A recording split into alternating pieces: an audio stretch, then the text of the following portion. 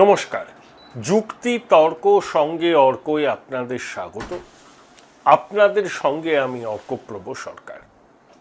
দেখুন, দায়িত্ব নেওয়ার পর মুখ্যমন্ত্রী হিসাবে শুভেন্দু অধিকারী যে পদক্ষেপগুলো নিচ্ছেন প্রত্যেকটা ইতিবাচক এবং প্রশংসনীয়। বিগত সরকারের আমলে কোথায় চুরি জোচ্চুরি হয়েছিল, কোন কোন আধিকারিক, তিনি যে পর্যায়ের আধিকারিক হন না কেন, আইএস হতে পারেন, আইপিএস হতে পারেন, ডাব্লিউবিসিএস এক্সিকিউটিভ হতে পারেন, অন্য র্যাঙ্কের অফিসাররা হতে পারেন, তারা কিভাবে দুর্নীতির জাল বিছিয়েছিল এটা শুভেন্দুবাবু বিলক্ষণ জানেন। কারণ চুরি দুর্নীতি রাজনৈতিক নেতারা একা করতে পারে না, যদি না সংশ্লিষ্ট বিভাগের আমলাদের তাতে মদত থাকে। এটা একদম প্রতিষ্ঠিত সত্য। পলিটিক্যাল লিডার চুরি করে ফাঁক করে দিল, আমলারা তার ভাগ পেল না, এটা কখনো হয় না। সরকারি দপ্তর থেকে চুরি করতে গেলে আমলাদেরকেও সঙ্গে নিয়ে চলতে হবে। এইভাবেই ইকোসিস্টেমটা ফাংশন করে। শুভেন্দুবাবু জানেন আমলাদের মধ্যে কোনগুলো চোর, কোনগুলো ডাকাত, আবার কিছু ছিচকে চোর, পকেটমার প্রজাতির লোকও আছে। এরা তো পার পাওয়ার দাবি করতে পারে না, ক্ষমার অযোগ্য অপরাধ করেছে। কারণ সরকার যে টাকা পায় কর বাবদ, সেই টাকা দিয়ে তো সামাজিক কর্মসূচি চালায়। সেই টাকা যদি বেহাত হয়, যোগ্য কাজে না লাগে, তাহলে আপনার আমার করের টাকাটাই নষ্ট হচ্ছে, লুট হচ্ছে। তা এর জন্য যে সমস্ত আধিকারিক দায়ী তাদেরকে চিহ্নিত করে দৃষ্টান্তমূলক শাস্তি দিতে হবে। এই দাবিকে মান্যতা দিয়েছেন শুভেন্দু অধিকারী। আপনাদের স্বনির্বন্ধ অনুরোধ, চ্যানেল সাবস্ক্রাইব করবেন, থ্যাঙ্কস বাটনে ক্লিক করতে ভুলবেন না। দেখুন, গুগল বাসা খাদ্য দপ্তরে আছে, পঞ্চায়েত দপ্তরে আছে, আর পাবলিক হেলথ ইঞ্জিনিয়ারিং বা জনস্বাস্থ্য কারিগরি দপ্তরে। পঞ্চায়েত দপ্তর কি করে? ওই যে আবাস যোজনা, যার বাড়ি পাওয়ার কথাই নয় তিনি বাড়ি পেয়ে গেছেন, আর যার বাড়ি পাওয়ার যোগ্য তিনি বাড়ি পাননি। তাহলে মিস ইউটিলাইজেশন অফ ফান্ড হয়েছে। যার যোগ্যতা নেই, সরকারি মানদণ্ড যে পেরোতে পারছে না, সে টাকাটা পেল কি করে? তাহলে কোথাও প্রশাসনিক স্তরে একটা বড় রকম অনিয়ম হয়েছে। তাহলে প্রশাসনিক স্তরে অনিয়মের সঙ্গে যারা যারা যুক্ত, যে সমস্ত আধিকারিক, তিনি যত বড় মাপের আধিকারিক হন না কেন, তাকে চিহ্নিত করে তার বিরুদ্ধে ব্যবস্থা নিতে হবে। এটাই তো দাবি। শুভেন্দুবাবু মান্যতা দিয়েছেন। শুধু সাসপেনশন, বদলি, কম্পালসারি ওয়েটিং নয়, সরাসরি এফআইআর, শাস্তি পেতেই হবে। এরা সরকারি টাকা হরিণ লুটের বাতাসার মতো লুট করেছে। এবং ওই নির্মম মহিলার পছন্দের কিছু আমলা ছিল, যাদেরকে দিয়ে তিনি সব কাজ করাতেন এবং তাদের অনিয়ম টনিয়ম দেখে চোখ বন্ধ করে থাকতেন। আরে চুরির ভাগ ক্যামাক স্ট্রিট আর কালীঘাট পর্যন্ত পৌঁছইত। আর এই আমলারা অনেকে অবসর নিলে পরে এরা যাতে পাছে মুখ না খুলে ফেলে, সব উপদেষ্টা বানিয়ে রাখতেন বা এক্সটেনশন দিতেন। খাদ্য দপ্তর তো চুরি জোচ্চুরির একেবারে স্বর্গরাজ্য। নইলে নির্মম মহিলা বলে, মাতৃজঠরের লজ্জা হিস্প্রিসিটার বালুকে দ্বিতীয় সবুজ বিপ্লবের নায়ক। বালুর মতো মন্ত্রী নাকি হয় না। ঠিকই বলেছেন। নির্মম মহিলার যা মানসিকতা, বালুরও মানসিকতা তাই। এই বাংলায় কথা আছে না, চোরে চোরে মাস্ততু ভাই, একেবারে এক। আরে রেশন কার্ডের সঙ্গে আধার কার্ড যুক্ত করতে চাইছিল না এই মাতৃজঠরের লজ্জা। সুপ্রিম কোর্ট একেবারে ধমকানি দিল, তখন রেশন কার্ডের সঙ্গে আধার কার্ড যুক্ত করলো, 1 কোটি রেশন কার্ড বাতিল হয়ে গেল। এই যে 1 কোটি রেশন কার্ড আগে ছিল, সেই 1 কোটি রেশন কার্ডকে ব্যবহার করে রেশনজাত সামগ্রী তোলা হয়েছে, খোলা বাজারে বিক্রি হয়েছে। খাদ্য দুর্নীতি কি আমরা জানি? নির্মম মহিলার খুব প্রিয় পাত্র পশু খাদ্য চোর লালু, আর ভাই হচ্ছে মানুষের খাদ্য চোর বালু। তো খাদ্য দপ্তরের দুর্নীতির সঙ্গে যে যে আধিকারিক যুক্ত, তাদের চিহ্নিত করো, এফআইআর করো, একদম এফআইআর, প্রয়োজনে গ্রেপ্তার, ছাড়া যাবে না। 3, পাবলিক হেলথ ইঞ্জিনিয়ারিং খুবই গুরুত্বপূর্ণ দপ্তর। কেন্দ্রের জল জীবন মিশন প্রকল্পের কাজ রূপায়িত হয় এই দপ্তরের মাধ্যমে। কি অভিযোগ? মাটির নিচে এমন নিম্নমানের পাইপ বসিয়েছে এই প্রকল্প রূপায়ণ করতে গিয়ে, সেই পাইপ আর টিকছেই না, কয়েক মাসের মধ্যে সেই পাইপ ফেটে যাচ্ছে। সরজমিনে দেখেনি, টেন্ডারের মাধ্যমে যারা পাইপ সরবরাহের বরাত পেয়েছে তারা সব মাপকাঠি মেনে পাইপ দিয়েছে কিনা আধিকারিকেরা দেখেনি, চোখ কান বুঝে বিল পাস করে দিয়েছে। কেন? একটাই কারণ, বিল পাস করলে মোটা টাকা উৎকোচ পাবে, তাহলে সেই আধিকারিকদেরও চিহ্নিত করতে হবে, এফআইআর করতে হবে, কে বলে ক্র্যাকডাউন। বললাম না, ইয়ে তো পেলা ঝাঁকি হ্যায়। স্বচ্ছ প্রশাসনের প্রতিশ্রুতি দিয়েছে বিজেপি এবং শুভেন্দুবাবু নিজে। আমি জানি শুভেন্দুবাবু তার প্রত্যেকটা প্রতিশ্রুতি অক্ষরে অক্ষরে পালন করবেন। হয়তো যেটা অনেকে ভেবেছেন 1 মাসে করবেন, সেটা হয়তো 3 মাসে করবেন, করবেন। কারণ 78 বছরের অভিশাপ মাথায় করে বয়ে বেড়ানোর পরে তো একটা সরকার এসছে। এই ক্লিনজিং অপারেশন করাটাই খুব মুশকিল। একে বাম জমানার আমলাকুল, তারপরে তোলামূলের জন্য নিবেদিত প্রাণ আমলাকুল সরকারের বিভিন্ন দপ্তরে বসে আছে, তারা পদে পদে সাবোতাজ করার চেষ্টা করবে, করছেও হয়তো। এই সব ইন্টারনাল ডিস্টারবেন্সকে কাটিয়ে আস্তে আস্তে এগোতে হবে, অধৈর্য হবেন না।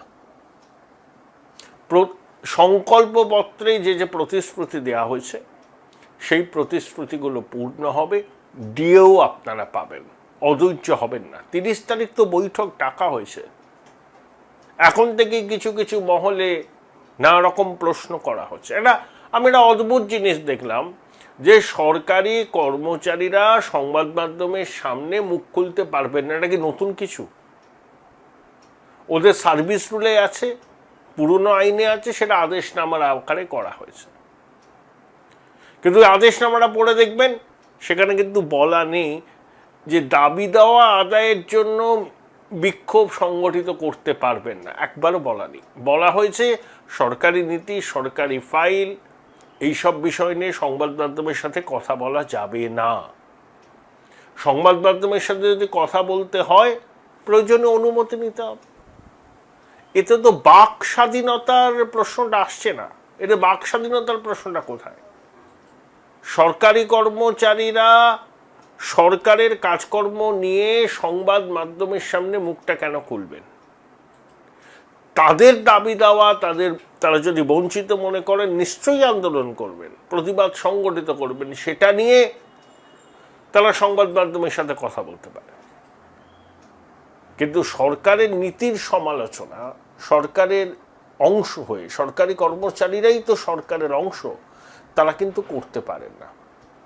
অনেকে বিভ্রান্তি ছড়াচ্ছেন যে মৌলিক গবেষণা যদি অধ্যাপকরা প্রকাশ করতে চায় কোনো একাডেমিক জার্নালে, সেটাও কি করতে পারবেন না? সম্পূর্ণ ভ্রান্ত, উদ্দেশ্য প্রণোদিতভাবে এই ন্যারেটিভটা তৈরি করা হচ্ছে। প্রথম কথা আমি আপনাদেরকেও বলবো, আপনারা আমার সুধী দর্শক এবং সরকারে যারা আছেন অনেকেই তো আমার প্রতিবেদন দেখেন, যে এই লেফট ইকোসিস্টেমটা আপনাদের কিন্তু ভাঙতে হবে। এরা কাজ করবে না, ছিদ্রান্বেষণ করবে। এবং একটা রাষ্ট্রবাদী সরকার প্রতিষ্ঠিত হওয়ায় এরা ভেবে পাচ্ছে না কি করবে। ছিদ্রান্বেষণ তো করছি, অন্তর্ঘাতও করতে পারে, আমি এই সম্ভাবনা উড়িয়ে দিচ্ছি না। সেই ন্যারেটিভটাকে ভাঙতে হবে। ধরুন তো, আচ্ছা, বুদ্ধিজীবী মানেই কি বামপন্থী হতে হবে? কেউ বামপন্থী না হলে তার নিজস্ব চিন্তা বিচার বিবেচনা থাকবে না। আরে বামপন্থীরা তো বিদেশি মতাদর্শ দ্বারা লালিত পালিত। এই ন্যারেটিভটাকে না প্রথম থেকে গোড়া থেকে উপড়ে ফেলতে হবে। দেশের পক্ষে বিপজ্জনক, খুব বিপজ্জনক দেশের পক্ষে। এরাই কিন্তু আরবান নকশাল। নানা কিসিমের বামপন্থী কিন্তু রয়ে গেছে এখন সিস্টেমের মধ্যে। আইডেন্টিফাই করতে হবে। এরা কিন্তু সাবোতাজ করবে। এই সরকার সাফল্য পাক, এরা কিন্তু চাইবে না। এখন তৃণমূলকে নিয়ে আর আপনাদের সময় নষ্ট করব না। তৃণমূল মায়ের ভোগে গেছে, ও থাকবেই না দলটা। ভাইপো কদিন বাদে অ্যারেস্ট হবে, 1 ডজন মন্ত্রী জেলে যাবে, কংগ্রেসের অনেকে ঢুকে যাবে, পিসিমণি দরজায় খিল তুলে কাঁদবেন, এর বাইরে কিছু হবে না। ফরগেট অ্যাবাউট তৃণমূল, ওই ইতিহাসের ডাস্টবিনে জায়গা হবে। কিন্তু সমস্যাটা তো করবে ওই বামপন্থী লোকজনগুলো, সর্বস্তরে ছড়িয়ে আছে, অন্তর্ঘাত করবে এবং শুরু করে দিয়েছে। ধর্মনিরপেক্ষতার মুখোশ পরে এরা সংখ্যালঘু তোষণ করে। এই যে ধরুন পরমব্রত, ভালো অভিনেতা, আমি ওর অভিনয় দেখেছি, পছন্দ করি। ওর বাবা সংবাদ প্রতিদিনের বড় সাংবাদিক ছিলেন, সম্পাদকীয় দপ্তরে, সতীনাথ বাবুর ছেলে। 2021 সালে ফল প্রকাশের দিন আপনি ওই টুইটটা করেছিলেন কেন? তার আগে no vote to BJP campaign করলেন। আপনি কি রগড়ানি দিতে চাইছিলেন বিজেপির কর্মী সমর্থকদের, উস্কানি দিলেন? তার মানে এই বেলেঘাটার অভিজিৎ সরকার থেকে শুরু করে কত মানুষের প্রাণ গেল তো বিজেপি করার অপরাধে, কত মাতৃশক্তির সম্ভ্রমহানি হলো। রগড়ানি দিবস, মাজা কি হচ্ছে? চিনে রাখুন এদেরকে, এসব ভণ্ড, এগুলো ভণ্ড, এগুলো উগ্র বাম। নির্মম মহিলার মধ্যে উগ্র বামের সন্ধান পেয়ে নির্মম মহিলার পাশে দাঁড়িয়েছিল। রাষ্ট্রবাদী শক্তিকে এরা ভয়ঙ্কর অপছন্দ করে। স্বস্তিকা মুখোপাধ্যায়, তিনি তো আবার যাদবপুরের প্রাক্তনী, এগুলো উনি ভালোই বাসেন। এই যে আমি এই বৃহত্তর আরবান নকশাল লেফট ইকোসিস্টেম একেবারে গোড়া থেকে নির্মূল করতে হবে, যে কোনো মূল্যে। ন্যারেটিভ তৈরি করে এদের উপর নজর রেখে এদেরকে বেয়াদবি করতে আর দেয়া যাবে না। অনেক সর্বনাশ করেছে এরা রাজ্যের। Identify them. দেশকে মাওবাদী মুক্ত করা হয়েছে, কিন্তু মাওবাদীদের সিম্প্যাথাইজাররা কিন্তু নানা পেশায় রয়েছেন, ছদ্মবেশে রয়েছেন, সুযোগ করছেন, অন্তর্ঘাত করবেন। আপনি দেউচা পাজামিতে ওই যে কয়লা খনি বনি কিসব হবে না, ওই কমিটির চেয়ারম্যান হয়েছিলেন কেন? পরমব্রত। আবার যখন দেখলেন তৃণমূলের পক্ষে হাওয়া ঠিক অনুকূলে নয়, প্রার্থী হতে চাইলেন না। আর কত ধান্দাবাজি করবেন? আমি তো রুদ্রনীলকে, ওর সাহসকে আমি তারিফ করব। ওর পেরিয়ারকে একেবারে শেষ করে দিয়েছে এরা। এই পরমব্রত, এই রাজ চক্রবর্তী, ও কিন্তু বিজেপিটা করেছে, মন দিয়ে করেছে, ঝান্ডাটা ছাড়েনি। আমি ওকে অনুরোধ করব, সরকারি কাজে সবার সাথেই বসা যেতে পারে, কিন্তু be conscious about all this element. বামপন্থার মানে বামপন্থী মানসিকতার এগুলো অনেক রকম বাম আছে তো না, কেউ ছদ্ম বাম, কেউ উগ্র বাম, কেউ আরবান নকশাল। এই সরকারকে এরা ডিস্টেবিলাইজ করার জন্য চক্রান্ত করবে, দেখে নেবেন, করছে হয়তো অলরেডি। মেনে নিতে পারছে না পশ্চিমবঙ্গে বিজেপির সরকার। আর যারা গণতান্ত্রিক পদ্ধতি দ্বারা নির্বাচনে জয় পরাজয় আছে, কখনো দেখেছেন শ্রীজাত, সুবোধ সরকার, তারপরে ওই শুভা প্রসন্ন একটা কনগ্রাচুলেটরি স্টেটমেন্ট দিতে? দেখবেন না, মানতে পারছে না। একে তো কলাটা মূলোটা পাওয়ার সম্ভাবনা নষ্ট হয়ে গেল, বেশ করে কমে খাচ্ছিলাম, এখন ভয় পাচ্ছে। এদেরও বহুত কুকীর্তি আছে। বাংলা একাডেমিটা যে কি করেছে এরা, খোঁজ নিন, যারা ওই সবের সঙ্গে যুক্ত সব জানতে পারবেন। আমি হাওয়ায় কথা বলার লোক নেই, আমি কবিতা পড়ি, কিন্তু হয়তো ভালোও লাগে, কিন্তু আমি তো ওই সার্কেলে বিলং করি না। কবিতা একাডেমি, বাংলা একাডেমি, বিগত কয়েক বছর ধরে কি হয়েছে ওখানে? নির্মম মহিলাকেই পুরস্কার দিচ্ছেন। সতর্ক থাকতে হবে। আমি শুভেন্দুবাবুকে বলবো, তার পক্ষে সবকিছু দেখা তো সম্ভব নয়, তার নিশ্চয়ই কোনো মেকানিজম থাকবে। অন্তর্ঘাত করার চেষ্টা এরা করবে, একটা সাধু উদ্যোগকে ভেস্তে দেওয়া, অকারণে প্রশ্ন তোলা। এই যে বাক স্বাধীনতা হরণ করছে, আদেশনামাটা পড়েছে, কিন্তু এগুলো বদমাইশি। Join Runux Institute of Hotel Management, New Town, offering guaranteed global placement in hotel, hospitality, aviation, hospital and culinary management. এই বৃহৎ ইকোসিস্টেমকে রাতারাতি তো দুর্মুষ করা যাবে না, সময় নিয়ে এদেরকে মার্জিনালাইজ করে দিতে হবে। রাষ্ট্রবাদী চেতনা সম্পন্ন মানুষদের এবার সামনে আনতে হবে, সিলেবাস কমিটি বদল করতে হবে, অনেক কিছু করতে হবে, আপিল টাস্ক। কিন্তু শুভেন্দুবাবু প্রথম থেকে যেটা শুরু করেছেন, ওই বলে না মর্নিং শোজ দ্য ডে, আমি কিন্তু উজ্জ্বল ভবিষ্যৎ দেখতে পাচ্ছি। বঙ্গবাসীর উচিত নতুন মুখ্যমন্ত্রীকে সর্বতভাবে সহযোগিতা করা।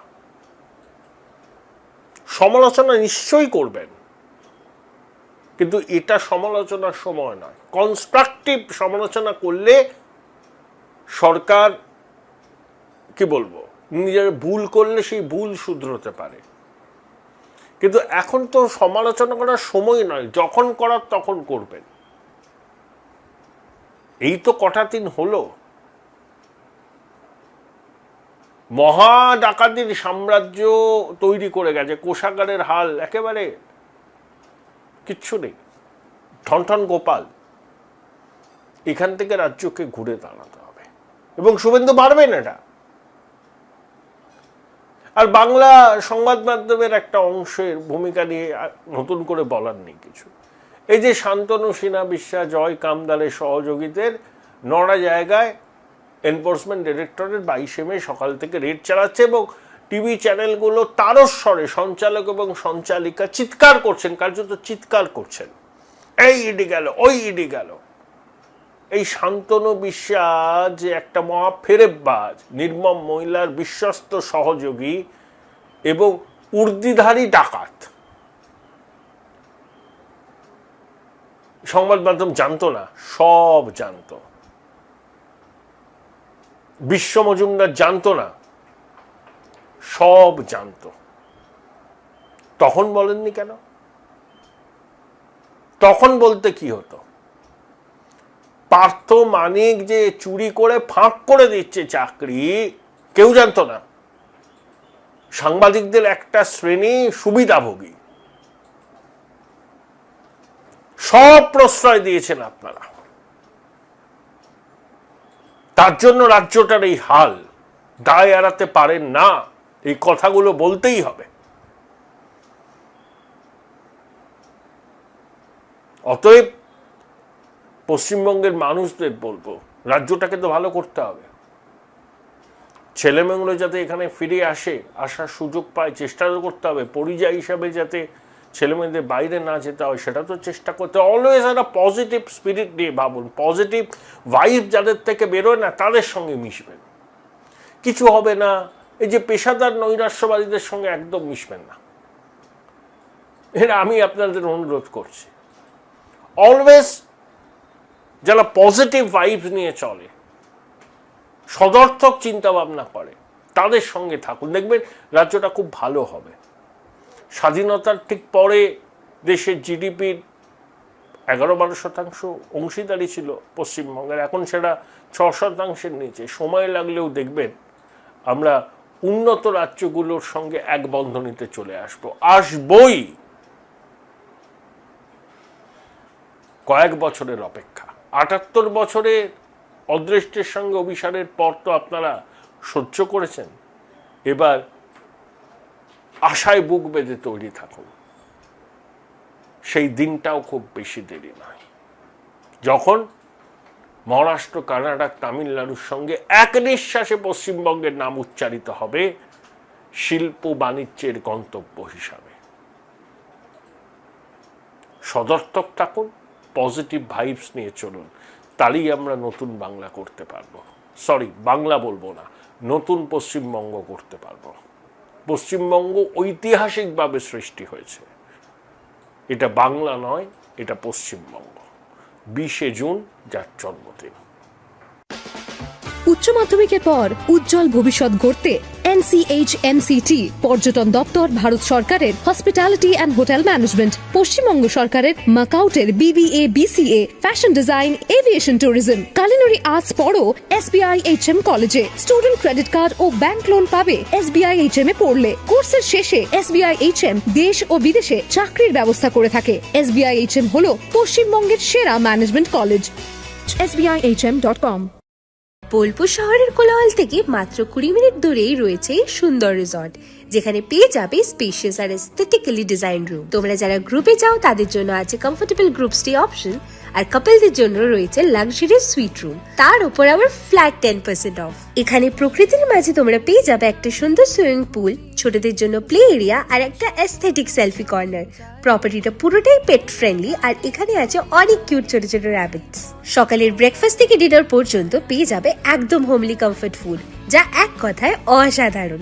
বেঙ্গলি কুইজাইনের সাথে সাথে পেয়ে যাবে চাইনিজ আর নর্থ ইন্ডিয়ান অপশনও। বিকেলে বনফায়ারের আলো, বন্ধুদের সাথে আড্ডা আর খোলা আকাশের নিচে গ্রাম বাংলার হাওয়া, পুরোটাই এক অপরূপ অনুভব। তাহলে বলো তোমরা কবে প্ল্যান করছো এই পিসফুল এসকেপটা? And don't forget to follow Miss Cupcake for more such travel updates.